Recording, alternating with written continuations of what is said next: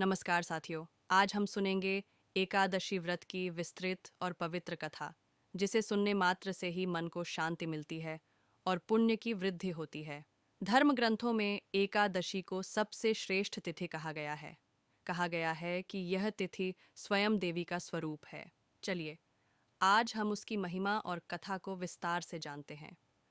कथा की शुरुआत बहुत समय पहले त्रिलोक में दैत्यों का आतंक फैल गया था। उनके राजा का नाम था मुर दानव।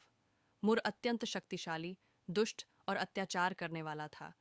उसने स्वर्ग पर आक्रमण कर दिया था और देवताओं को अपने राज्य से निकाल दिया था। देवता भयभीत होकर इंद्र के पास पहुंचे और बोले, हे देवेंद्र, मुर दैत्य हमें नष्ट कर देगा, कुछ उपाय कीजिए। इंद्र भी असहाय थे। आखिरकार सब मिलकर क्षीरसागर में भगवान विष्णु के पास पहुंचे। देवताओं ने निवेदन किया, हे भगवान, मुर दैत्य ने तीनों लोकों में उत्पात मचा रखा है। हमें आपकी शरण चाहिए, कृपया हमारी रक्षा करें। भगवान विष्णु ने कहा, हे देवताओं, चिंता मत करो, मैं स्वयं जाकर उस दैत्य का संहार करूंगा। भगवान विष्णु और मुर दैत्य का युद्ध। भगवान विष्णु अपने वाहन गरुड़ पर सवार होकर दैत्यों के नगर में पहुंचे। दोनों के बीच भयंकर युद्ध आरंभ हुआ। यह युद्ध हजारों वर्षों तक चलता रहा। मुर्दैत्य की शक्ति और मायाजाल इतने भयानक थे कि उसे मारना कठिन हो रहा था। वह लगातार नए नए अस्त्रों और मायावी रूपों का उपयोग कर रहा था। युद्ध के दौरान भगवान विष्णु थक गए और उन्हें कुछ पल विश्राम की आवश्यकता हुई। वे बद्रीवन नामक एक शांत और पवित्र गुफा में जाकर लेट गए। मुर्दैत्य का हमला। मुर्दैत्य भगवान विष्णु के पीछे पीछे उस गुफा तक पहुंच गया। जब उसने देखा कि भगवान सो रहे हैं, तो उसने सोचा, यह अच्छा अवसर है, मैं अभी इन्हें मार दूं और तीनों लोगों का स्वामी बन जाऊं। वह अपना घातक अस्त्र लेकर उनकी ओर बढ़ा।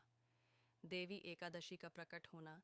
जैसे ही मुर्दैत्य ने हमला करने की कोशिश की, वैसे ही भगवान विष्णु के शरीर से एक तेजस्वी, दिव्य और अद्भुत शक्ति प्रकट हुई। वह एक अत्यंत सुंदर स्त्री थी, जिसका तेज सूर्य से भी अधिक था। उस देवी ने मुर्दैत्य को देखकर कहा, अरे दुष्ट, सोए हुए व्यक्ति पर वार करना कायरता है, पहले मेरा सामना कर। मुर्दैत्य ने क्रोध में उस देवी पर हमला किया, लेकिन देवी की शक्ति इतनी प्रबल थी कि कुछ ही क्षणों में उन्होंने मुर्दानव का संहार कर दिया। भगवान विष्णु जागते हैं।